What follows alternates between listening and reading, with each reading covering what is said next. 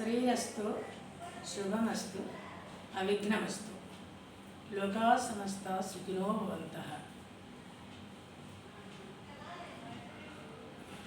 నేను చెప్పబోయేది ఏంటంటే, నేను కొన్ని పెద్దల మధ్యన నిలబడి పెద్దల మధ్యన వాళ్ళ పెంపకంలో ఉండి వాళ్ళు చెప్పిన మాటలను తూచా తప్పకుండా వింటూ నేను తెలుసుకున్న ఏ కొద్దిపాటి విషయాన్ని జనానికంటే చిన్న చిన్న పిల్లలకి కొంచెం మంచి చేయడం తెలుసుకోవాలని చెప్పేసి భావనతోటి నా భావాన్ని వ్యక్తీకరించదలుచుకున్నాను.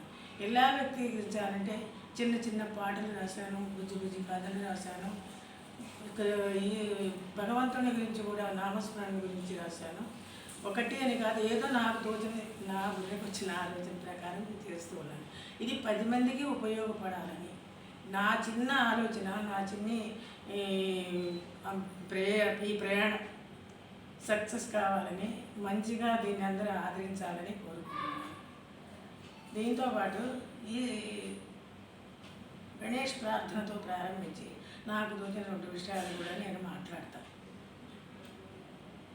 శుక్లాంబరధరం విష్ణు శశివర్ణం చతుర్భుజం ప్రసన్నవదనం ధ్యాయేత్ సర్వవిఘ్నోపశాంతయే.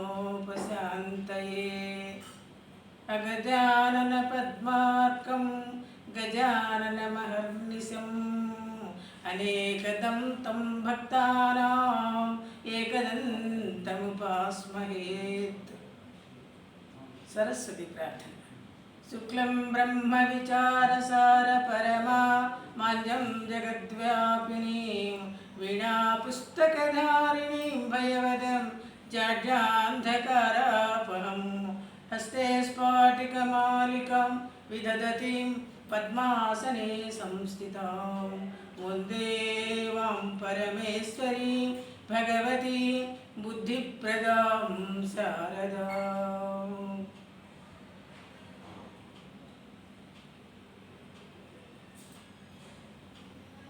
శ్రీరామ రామ రామేతి రమే రామ మనోరమే సహస్రనామ తత్తుల్యం రామనామం వరాననే. మానవ జన్మ చరితార్థమైనది. ఈ మానవ జన్మలో మనకు భగవంతుడు ఇచ్చినటువంటి వనరులను, విద్యను, మనకిచ్చిన సదుపాయాలన్నింటినీ కూడా అది 10 మందికి పంచుకునేలాగా, అది 10 మంది అనుసరించేలాగా, ప్రజలకు మేలు కలిగేలాగా అందరి మనస్సులో ఉండాలని ప్రార్థిస్తూ భగవంతుడిని కోరుకుంటూ నాకు తోచిన విషయాలు, చిన్న చిన్న పద్యాలు, చిన్న చిన్న కథలు ఏవైనా సరే చెప్పాలి అందరికీ. నాకు వచ్చిన ఈ కొద్దిపాటి విజ్ఞానాన్ని 10 మందితో పంచుకోవాలనే దానికోసం ఈ ఛానల్ ప్రారంభిస్తున్నాను. అందరూ కూడా చక్కగా దీన్ని ఆస్వాదించి ఆనందించి సహకరిస్తారని, సబ్స్క్రైబ్ చేస్తారని, లైక్ చేస్తారని, షేర్ చేసుకుంటారని భావిస్తూ మీ రాఘవ సుందరి.